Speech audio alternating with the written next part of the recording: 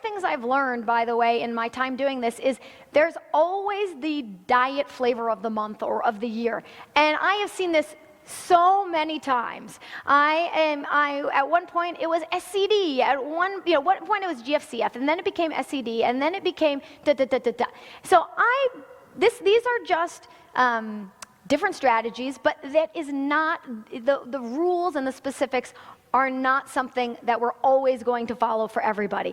There are less popular diets or less common diets, but no less important. So refining that diet for oxalates or salicylates or some of these other things. So that's really, I think, very important. A diet must be customized to the individual, sometimes using a different diet than they might have already that might not be working, or sometimes combining multiple dietary principles.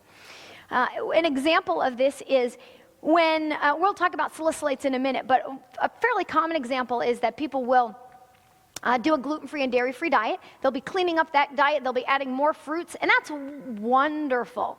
But some people have a salicylate reaction, which we'll describe more in a moment.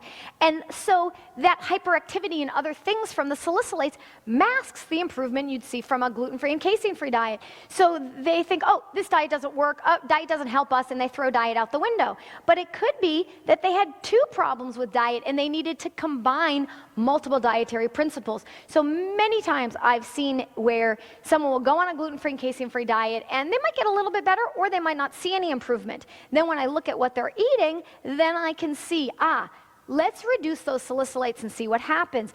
And it's a fairly common example for me that for those kids, because a fairly large percentage of them have a problem with that chemistry, take that second food out, and now everything improves and opens up. If that parent had given up after the first diet, they would have never gotten the benefit of diet. So I think it's really important to not assume that one diet will fit all and to customize it.